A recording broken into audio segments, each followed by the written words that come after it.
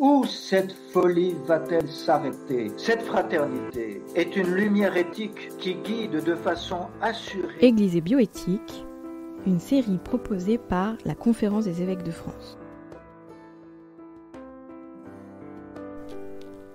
L'euthanasie, sommes-nous faits pour donner la mort ou pour donner la vie?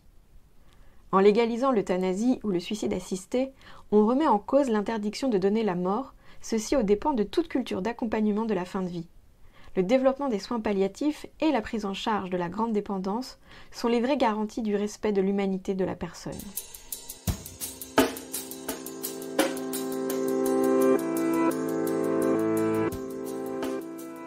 Depuis 1999, de nombreuses mesures concernant l'accès aux soins palliatifs, la co-responsabilité médecin-patient et la prévention de l'acharnement thérapeutique sont mises en œuvre.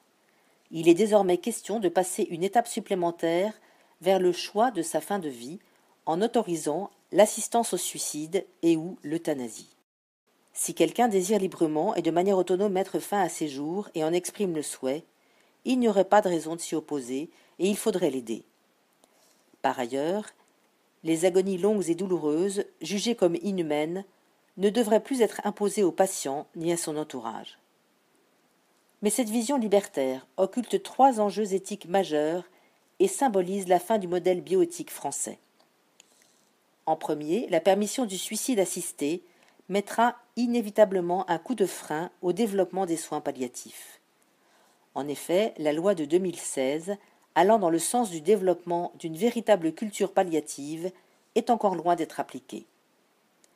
Ensuite, si les agonies de certains patients sont pénibles, elles le sont le plus souvent principalement pour la famille et l'entourage, et non pour le patient qui ne demande en général pas à mourir et dont la souffrance peut être soulagée grâce aux soins palliatifs.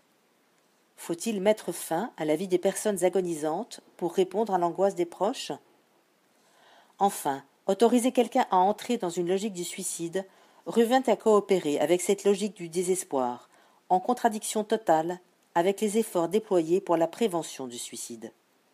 Faut-il remettre en cause l'interdit de donner la mort, fondateur de toute paix sociale? Moi, je suis venu pour que vous ayez la vie en abondance.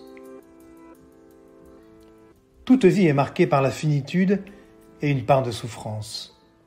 Face à l'obstacle de la mort, nous sommes invités à reconnaître que nous ne sommes pas pleinement maîtres de notre vie, qu'elle est un don précieux de Dieu, de qui nous venons et vers qui nous allons.